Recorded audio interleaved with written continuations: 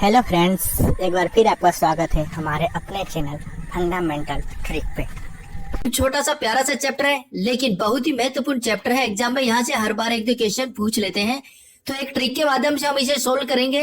और अगर आपका ये चैप्टर कंप्लीट है तो आप वीडियो छोड़ सकते हैं। तो चलिए शुरू करते हैं फटाफट। पहला क्वेश्चन, जल का पीएच मान कितना होता है? आपको 3 सेकंड मिलते हैं, इसके बाद हम इसका जवाब दे देंगे।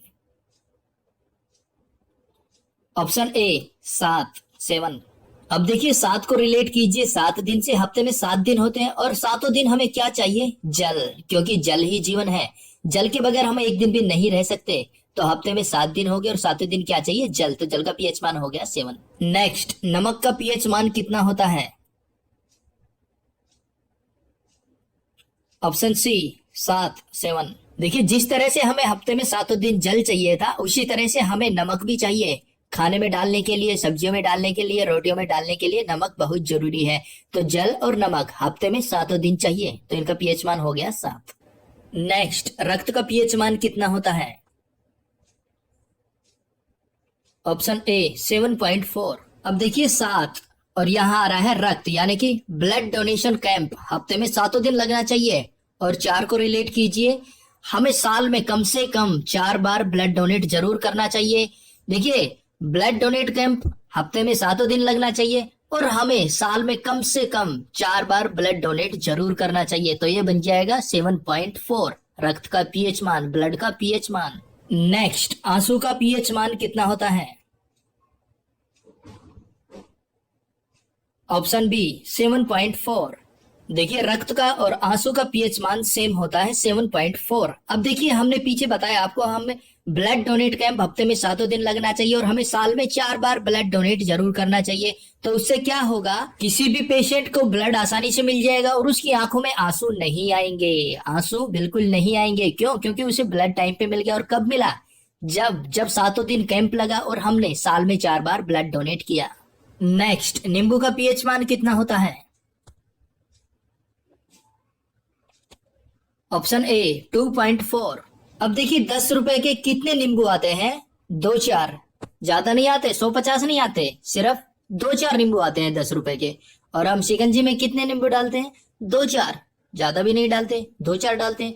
तो 2-4 बिल्कुल कॉमन है। 10 रुपए के कितने नींबू आएंगे? याद रखना, 2-4, 2.4। नेक्स्ट, दूध का पीएच मान कितना होता है? ऑप्शन ए 6.4, ये बन जाएगा 64। और दूध का भाव क्या है? 64 रुपए किलो। दोस्तों ध्यान रखना, दूध का भाव है 64 रुपए किलो। गाय भैंस का जो दूध है वो 64 रुपए किलो मिलता है। और दूध का पीएच मान कितना है? 6.4, यानी कि 64। एग्जाम में दूध का पीएच मान आए तो बता देना, 64 रुपए किलो दूध खरीद के पीता हूँ।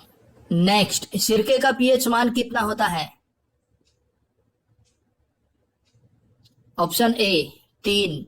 अब देखिए सिरके में आ रहा है सर यानी कि गुरुजी, मास्टर जी, सर के पीरियड कितने होते हैं क्लास में? 3 पीरियड होते हैं भाई, याद रखना, 3 पीरियड होते हैं सर के। एक दूसरे तरीके से आप ऐसे याद रख सकते हैं, सिर यानी कि सर में दर्द हो रहा है। कब से? 3 घंटे से दर्द हो रहा है भाई, सर में सर फट रहा है। तो सिरके का पीएच मान हो गया 3। नेक्स्ट, शराब का पीएच मान कितना होता है? Option D 2.8।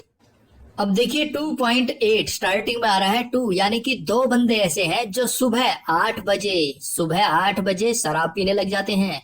2 बंदे ऐसे हैं जो सुबह उठते ही 8 बजे शराब पीने लग जाते हैं और कोई काम धाम नहीं उनके पास।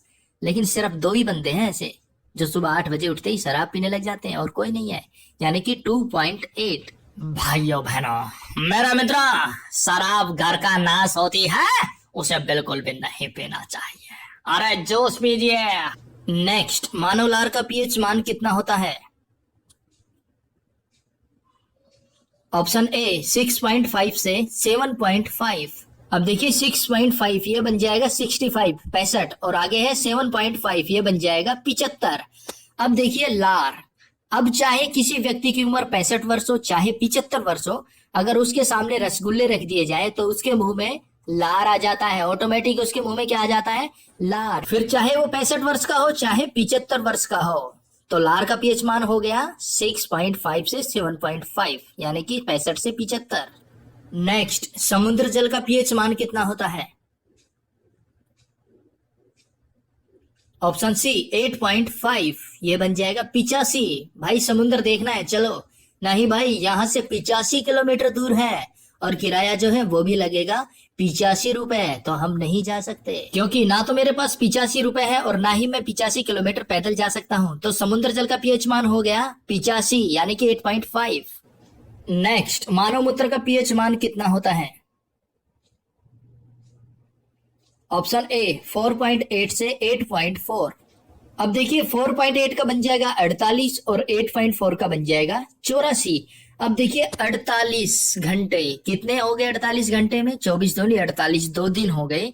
तो मानव को निकाल दीजिए मूत्र, यानी कि गोमूत्र। गोमूत्र हमें कम से कम 2 दिन पीना चाहिए, यानी कि 48 घंटे तो पीना ही चाहिए, 2 दिन तो पीना पड़ेगा गोमूत्र कम से कम, तभी जाकर बॉडी में कुछ फर्क दिखेगा।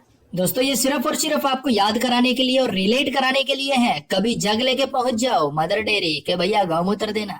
नेक्स्ट, पीएच पैमाने का पता किसने लगाया? ऑप्शन ए सारेंस। अब देखिए सारेंस में वही सारी है, सारे स्टार्टिंग में आ रहे हैं सारे। आप सारे को, आप सभी लोगों को पता चल गया कि पीएच मान किसका क्या है, तो ये हो गया ना सारेंस, यानी कि सारे लोगों को पता चल चुका है अब पीएच मान किसका कितना होता है, क्योंकि हमने आपको बता दिया है। दोस्तों अब आपको मिलता है एक चैलेंज, किसी व्यक्ति के रक्त के पीएच मान में कितना परिवर्तन होने पर उसकी मृत्यु हो जाती है।